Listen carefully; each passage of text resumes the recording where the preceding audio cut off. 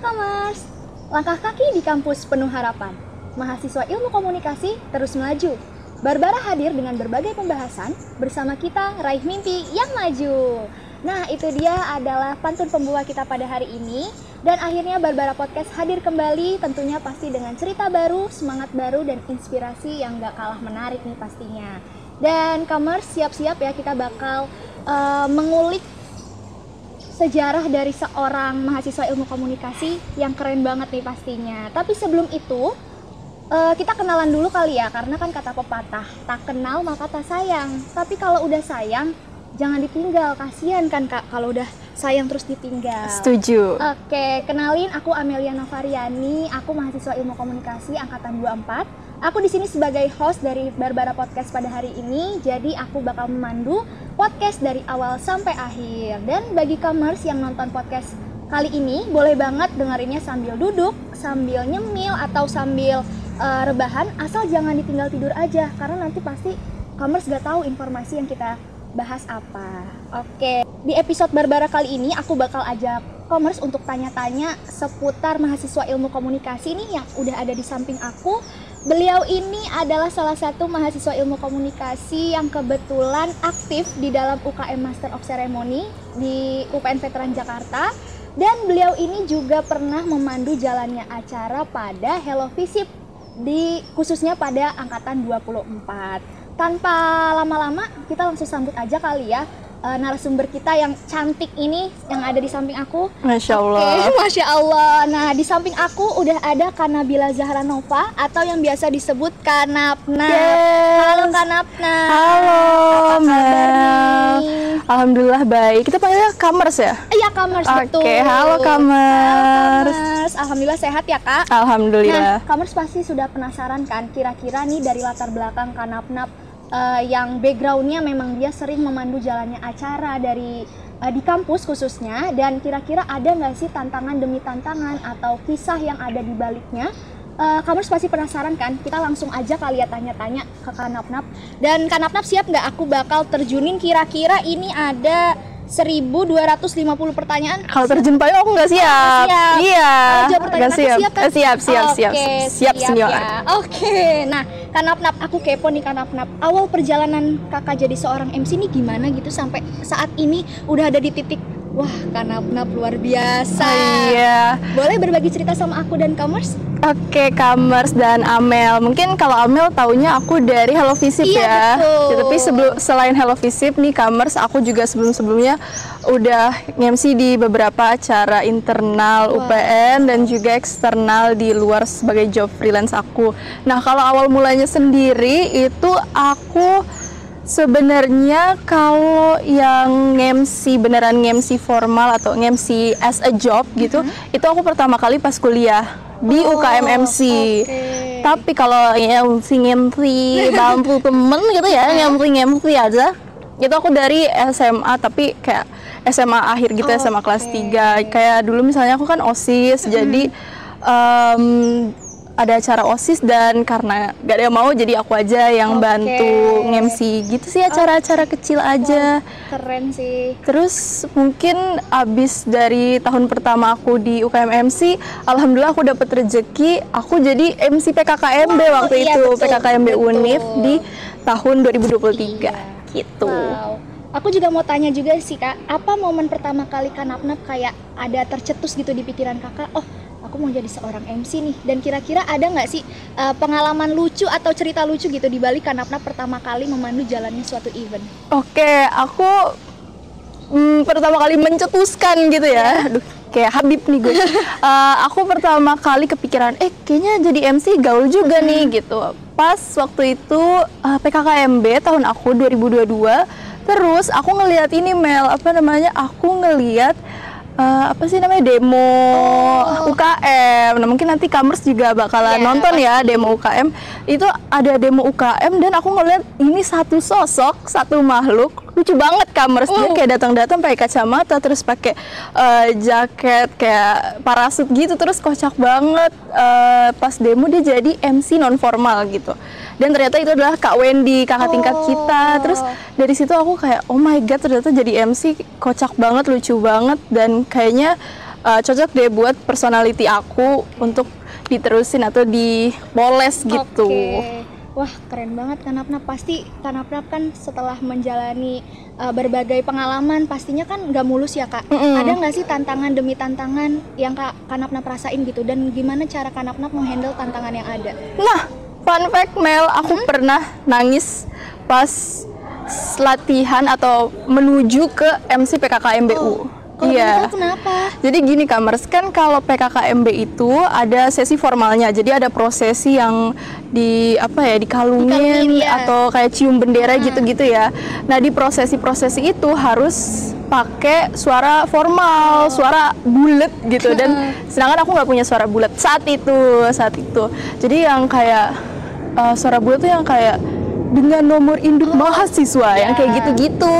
Terus aku tuh nggak bisa karena suara aku tinggi dan suara bulat aku pun tinggi juga, sedangkan dari pihak universitas pengennya suara bulatnya tuh rendah. Jadi aku udah satu nggak punya suara bulat waktu itu, terus dua suara aku tinggi. Terus pas latihan di Sekret UKM MC kan, dan Kamers aku nangis karena aku kayak disuruh coba Nabila lagi terus kayak gak bisa. Tapi akhirnya bisa nggak? Bisa, tapi dipaksain banget gitu. Itulah alhamdulillahnya. Alhamdulillahnya bisa ya Kak.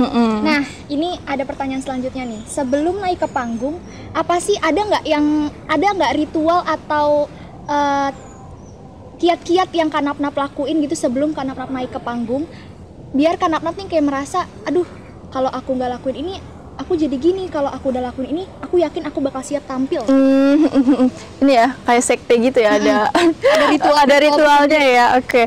Ini bukan pengabdi setan tapi ritual aku pribadi itu aku latihan A I U E O gitu. Kayak A I U E O sama peregangan mulut gitu kayak gitu, biar nanti nggak berbelit-belit pas di panggung. Tapi kalau nervous mah pasti masih nervous ya, cuma ya at least aku pede kalau skill aku memumpuni lah gitu. Nah, ini nyambung sih Kak sama yang barusan Kanapnap jawab. Mungkin banyak yang penasaran dan termasuk aku juga. Gimana cara Kanapnap mengatasi rasa gugup, rasa cemas? Karena jujur aku tipikal orang yang kayak gitu. Kalau misalnya ada sesuatu yang mengharuskan aku untuk tampil di depan banyak orang, misalnya aku pernah disuruh untuk menjadi MC. Karena jujur itu merupakan kayak suatu kehormatan kan disuruh jadi MC, dan gak menutup kemungkinan kalau kita punya rasa aduh takut nih bisa nggak ya nanti gitu. Nah, cara Kanapnap menghandle itu gimana? Oke, mungkin kalau yang namanya gugup itu wajar banget ya Kamers. Mungkin betul kata Amel, kayak it's an honor to be an MC untuk memimpin sebuah acara. That's why kalau kita nggak gugup, artinya kita menggampangkan tugas itu gitu. Jadi bagus kalau misalnya kita ngerasa gugup karena kita tahu tanggung jawab yang kita punya itu bebannya berat gitu. Nah, aku sendiri nervous di awal, tapi nggak se-nervous setelah aku nge-MC. Jadi biasanya aku biar nggak nervous ya aku kayak yakinin diri sendiri aja, jangan lupa berdoa. Terus kalau misalnya teman-teman ada partner kayak saling yakinin, saling menyemangati. Terus ini yang membantu banget sih. Kalau aku kan biasanya dipartnerin itu sama ada temen aku namanya Hilmi atau temen aku namanya Bang Wena. Tapi aku sama Hilmi ini kita kalau sebelum MC bisa dengerin lagu. Iya, kita dengerin lagu yang happy, lagu yang fun. Mungkin Kamers bisa pakai tips ini juga gitu. Kalau dengerin lagu yang happy, fun, terus juga sesuai dengan tema acaranya, itu biasanya langsung kayak merubah mood. Wah, iya, lebih semangat. Terus kayak oke gas gitu, langsung aja kita hantam gitu. Wah, keren banget nih Kamers, bisa dicontoh ya kalau Kamers mau memandu suatu acara biar Kamers nih yakin dan siap gitu tampil di depan panggung. Nah, selanjutnya nih Kak, apa sih rahasia Kanapnap agar tetap bisa menguasai panggung? Karena setahu aku kalau memang MC itu kita dituntut untuk bisa menghandle acara dari awal sampai akhir. Dan gak menutup kemungkinan juga jadi seorang MC itu agak susah gak sih Kak kalau melihat kondisi kayak audiensnya ini kayak kurang bersemangat kayak gitu. Nah, gimana cara Kanapnap nih mengatur konsistensi audiens dari awal sampai akhir agar bisa tetap aman dan lancar gitu acaranya? Oke, mau lewatin pesawatnya dulu atau lanjut nih? Oke, gini Kamers, maaf ya tadi ada pesawat. Aku mau nanya Amel dulu, waktu itu kamu ada di audiens kan pas aku Iya, MC Hello betul. Visip. Nah, Betul menurut sekali. kamu aku kelihatan capek atau enggak? Ini nanya aja, pure nanya aja. Kalau di awal memang itu fresh banget. Mungkin karena kita juga sampai siang gitu ya. Ada yang namanya kalau aku sebagai audiens ya mungkin ngerasa kayak aduh bosen nih kapan ya selesainya gitu. Mungkin seperti itu sih Kak. Oke, jadi kamu agak capek juga ya menuju Iya, akhir ya. betul. Aku capek gimana Kanap-nap yang ngomong. Itu dia teman-teman mas, karena Hello Visip itu kan 2 hari. Iya, betul. Jadi lumayan juga dari pagi sampai sore, dan itu paginya pagi-pagi buta, betul, jam guys. 6 pagi-pagi buta. Nah itu kayak, aduh aku udah tahu audiensnya pasti bakal kayak gini. Betul. Gitu, dan emang ada beberapa yang Iya, tidur ya, PKKMB pun ada yang tidur, kadang disorotin. Nah sebenarnya tipsnya adalah kita engage aja sih sama penonton, biar penontonnya tetap semangat. Dan gimana MC-nya tetap semangat gitu menguasai panggung, itu ya sebenarnya ini sih harus pengalaman. Oke. Itu harus pengalaman, jadi kita bisa tahu cara-caranya untuk jadi nyaman di panggung gitu. Kita yang belajar sendiri, karena banyak orang pasti kayaknya ada ilmu-ilmunya kan, biasanya dikasih tahu orang, dikasih tahu mentor, cuma kayak you will find your own path, dan itu adalah jalan terbaik yang bikin kamu nyaman gitu. Jadi silahkan kalau misalnya ada tips A, tips B, tips C, tapi ya kalian modifikasi aja sesuai kenyamanan kalian dan sesuai kebisaan kalian, karena nggak semuanya misalnya suaranya tinggi atau bisa teriak-teriak atau yang happy go lucky keliling-keliling gitu.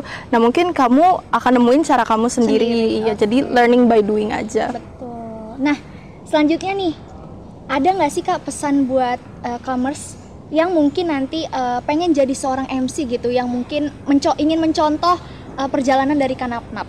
Oke. Jadi commerce kalau mau jadi MC tuh sumpah coba aja, dan akan banyak kesempatannya nanti di dunia perkuliahan. Aku pun nggak pernah nge-MC yang kayak proper gitu sebelum kuliah. Aku cuma kayak nge-MC acara OSIS gitu yang internal aja, dan pas aku masuk UPN baru tuh aku ngerasain audiens yang sampai beribu-ribu, audiens yang beratus-ratus, itu baru aku rasain di UKM MC UPN Veteran Jakarta. Jadi tips aku buat commerce adalah ketika dapat kesempatannya atau ada wadahnya, itu silakan aja dicoba dan jangan takut gagal, karena yang namanya MC acara kan ada banyak ya. Jadi kalian gak harus selalu ngambil acara yang fun yang bikin capek kan, ada juga acara seperti misalnya acara formal, acara corporate, itu kan tenaganya nggak sebanyak konser gitu ya. Jadi commerce bisa menyesuaikan gaya MC kalian dengan acara yang nanti kalian pilih gitu. Jadi coba aja dulu pokoknya. Wow, tuh guys, pokoknya jangan takut untuk mencoba ya Kanap-nap. Nah, selanjutnya nih, dari semua pengalaman yang sudah Kanap-nap laluin sampai saat ini, ada nggak sih satu pelajaran atau satu yang memorable gitu, yang bisa Kanap-nap terapin di dalam kehidupan sehari-hari? Oke, yang bisa aku terapin di kehidupan sehari-hari ya?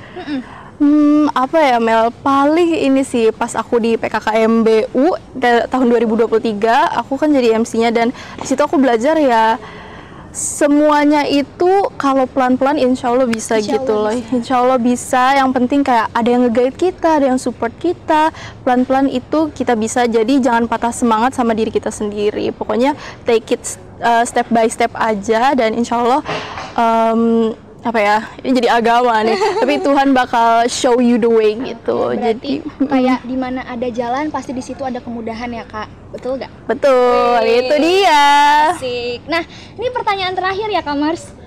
Bukan pertanyaan sih, ini lebih ke closing statement. Aku mau dengar closing statement dari Kanap-nap, boleh dong Kak? Kayak debat presiden ya. Asik. Ada closing statementnya. Oke. Kalau dari aku, ini kita promosin UKM apa gak usah? Bebas aja. Oke.